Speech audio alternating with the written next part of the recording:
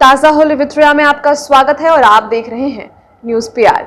आज हम आपको कहानी सुनाएंगे राजेश रंजन की। राजेश रंजन बिहार के पटना जिले से ताल्लुक रखते हैं। 2019 में इन्होंने कृषिफाई ऐप लॉन्च किया था और लगभग लाखों यूजर्स हैं। साथ ही साथ इनकी कंपनी का टर्नओवर 200 करोड़ से ज़्यादा है। लेकिन इन्होंने इतना सब कुछ ऐसे ही नहीं पाया है। इसके पहले आपको बता दें, राजेश किसान परिवार से ताल्लुक रखते थे और 2015 में इन्होंने आईआईटी खड़गपुर से अपना इंजीनियरिंग कंप्लीट किया। कंप्लीट करने के बाद इन्होंने खुद का एक स्टार्टअप लॉन्च किया था। स्टार्टअप में ये रिटेल बिजनेस करते थे, लेकिन फिर कुछ ही दिनों बाद दूसरी कंपनी ने इनका स्टार्टअप टेक ओवर कर लिया।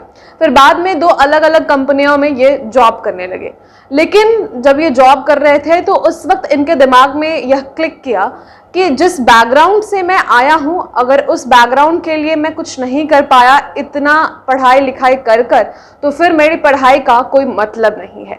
बस फिर उन्होंने एक अलग चीज़ करने की सोची। उन्होंने किसानों की मदद करने की सोची। पहले वो बिहार, उत्तर प्रदेश और तमाम जगहों के किसानों से मिले और फिर उनकी परेशानियों को जानने की कोशिश की।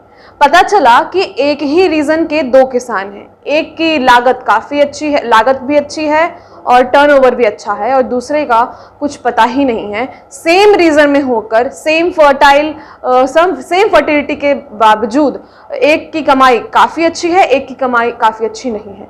ऐसे में पता चला कि जो पहला है वो बहुत अवेयर है चीज़ों को लेकर। उसे पता है कि कौन सा कीटनाशक यूज़ करना है, कैसे फार्मिंग करनी है, कैसे खेती करनी है। लेकिन दूसरे को चीज़ों के बारे में पता ही नहीं है, क्या लगना चाहिए, कैसे कितना लागत लगाना चाहिए और उसके बाद फसल हो जाने के बाद मार्केट में कैसे बेचना चाहिए।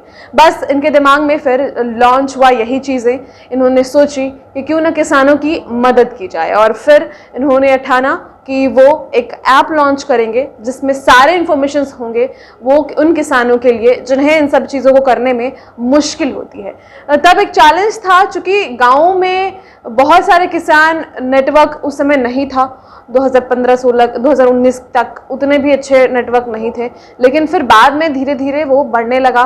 तो जैसे ही इन्होंने देखा कि अब सभी को इंटरनेट एटलीस्ट यूज़ करने आ गया है, तो किसान अब इंटरनेट यूज़ कर सकते हैं, और तभी उन्होंने यह ऐप लॉन्च किया। यह ऐप यूज़ करने में काफ़ी सरल है। ये बताते हैं कि सरल भाषा में है। चूँकि किसान यूज़ करते हैं तो उनके लिए हमने प्रॉपर सरल भाषा उसमें इस्तेमाल किया है, ताकि जो भी चीज़ों का इन्फॉर्मेशन उन्हें चाहिए वो उसमें ले सकते हैं। और रही बात कि ये इनका टर्नओवर इतना ज़्यादा कैसे है, तो सबसे पहली बात, किसानों से ये कोई पैसे नहीं लेते हैं, ना उसमें कोई सब्सक्रिप्शन होता है, ना ही कुछ और। ये पैसे उनसे लेते हैं जो किसानों को सामान बेचते हैं इनके ऐप के थ्रू। जैसे मान लीजिए किसी कंपनी ने अपने ट्रैक्टर का ऐड उस ऐप पे दिया, उस ऐड के बाद उनका ट्रैक्टर बिका, तो ट्रैक्टर बिकने के बाद जो भी उनका अमाउंट है उसमें डिस्ट्रीब्यूट कर कर इन्हें वो पैसे मिलते हैं। वैसे ही और भी चीज़ें हैं।